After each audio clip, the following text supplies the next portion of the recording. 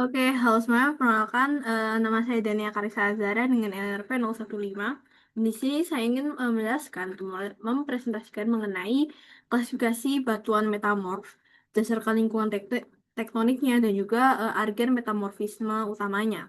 Nah, metamorfisme sendiri itu merupakan proses transformasi gitu dari batuan beku atau batuan sedimen, entah itu dari mineralnya, teksturnya, terus struktur batuan asalnya itu berubah bertransformasi gitu menjadi botol metamorf dalam bentuk padat gitu, solid.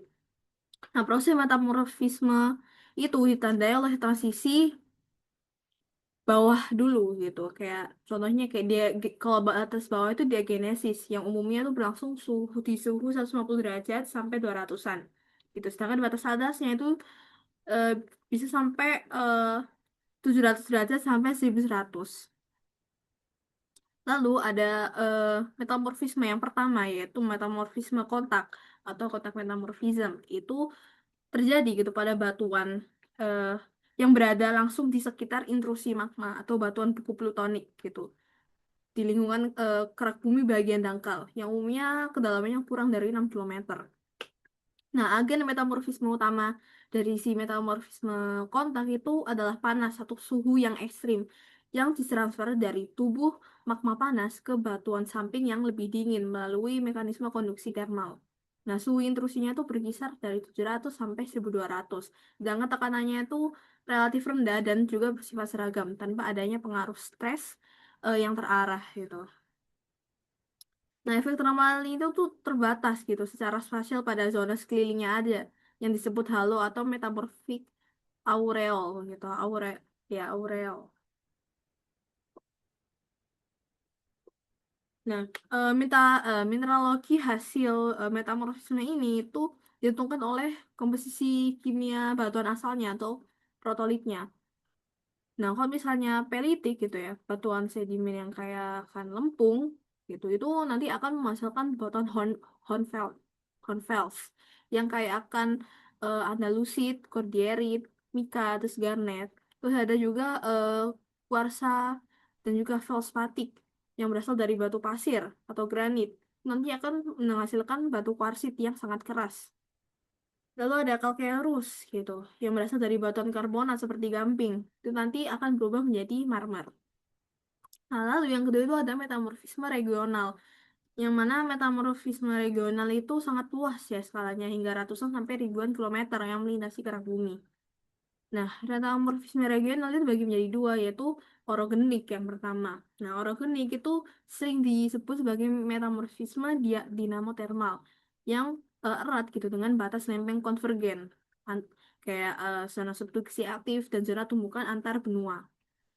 Eh, dan ini memicu bentuk pegunungan ya, orogeny. Dan lingkungan tektonik itu dicirikan pemampatan lateral gitu yang sangat intensif dan penebalan vertikal kerak bumi. Dan agen metamorfismenya itu tekanan ya, tekanan diferensial, stres gitu, dan juga panas.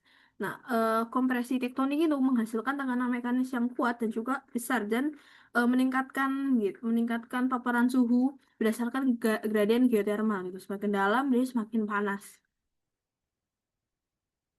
Lah, dan juga peningkatan derajat metamorfisme itu eh, bisa menghasilkan batuan yang berurutan juga ya, sesuai gradien geotermalnya tadi. Kayak misalnya mula-mulanya tuh serpih, nanti jadi slate, terus nanti habis itu jadi filin, jadi sekis, terus jadi gneiss, terus jadi migmatik gitu. Hal yang kedua ada metamorfisme beban atau burial metamorfisme. Nah, itu terjadi ketika batuan sedimen yang tebal di dalam cekungan sedimentasi yang dalam mengalami subsidence secara apa ya secara kontinu gitu seperti pada tepian benua pasif atau cekungan graben intrakontinental. Contohnya kalau misalnya sedimen di cekungan Bengal Van yang mencapai ketebalan sampai 22 km itu menghasilkan sebesar 0,6 gigapascal dan suhunya sampai 250 sampai 300 derajat. Nah, energi metamorfisme utamanya itu tekanan ya.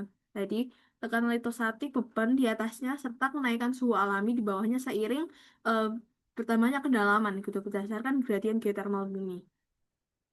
Lalu yang ketiga ada metamorfisme hidrotermal.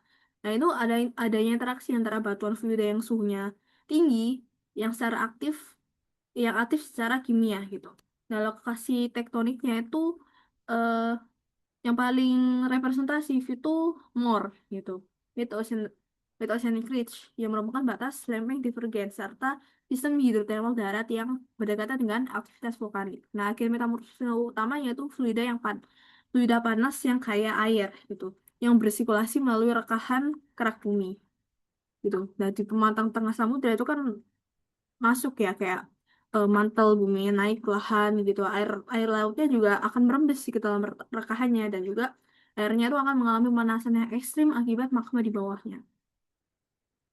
Lalu yang keempat ada metamorfisme zona sesar atau fault zone. Nah, itu terbatas gitu ya. Terbatas secara spasial di sepanjang bidang patahan aktif atau zona Ritchie atau shear zone, di mana pergerasan lempeng bumi terjadi. Nah, lingkungan tektonik eh, bentukannya itu mencakup bidang batas transform yang berskala besar maupun zona sesar di busur pegunungan, polisi.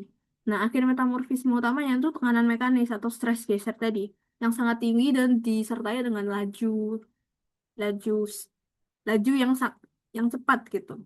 Nah, panas yang bekerja di sistem ini itu nggak berasal nggak berasal dari eksternal, melainkan gesekan dihasilkan secara lokal gitu oleh gesekan mekanis di sepanjang permukaan slip bidang sesarnya. Nah, secara deformasi batuan sebenarnya zona sesar dibagi menjadi dua ya. Ada zona ketas, brittle zone, dan juga zona eh, kenyal atau ductile zone. Kalau misalnya brittle zone itu berlangsung di bagian kerak yang dangkal.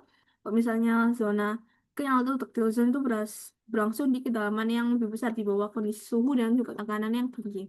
Lalu yang terakhir ada metamorfisme dampak atau kejut, impact or shock metamorphism, yang mana ini merupakan fenomena lokal yang sangat unik karena terbentuknya itu nggak dikontrol oleh pergerakan lempeng tektonik, melainkan dipicu oleh peristiwa kosmik luar gitu yang bisa berubah tumbukan meteorit atau benda langit lainnya gitu yang menabrak permukaan bumi. Nah, akhir metamorfismenya itu gelombang kejut kinetik yang bertekanan ultra tinggi dan juga panas yang ekstrim yang dilepaskan secara instan. Secara fisik, gelombang kejutnya itu meninggalkan jejak deformasi secara permanen pada batuan di sekitar tumbukannya itu. Dan juga kalau misalnya secara mineralogi gitu, tekanan kejutnya itu memaksa si atom silikanya itu berikatan ulang gitu ya dengan mineral lainnya seperti kuarsa dan akan membentuk secara alami di kerak dangkal yaitu koesit dan juga spishovit. Nah, sekian penjelasan dari saya mengenai klasifikasi otot metamorf berdasarkan lingkungan pembentukannya dan juga agen metamorfismenya. Maaf apabila banyak kekurangan dalam penjelasan saya. Mencoba di video berikutnya.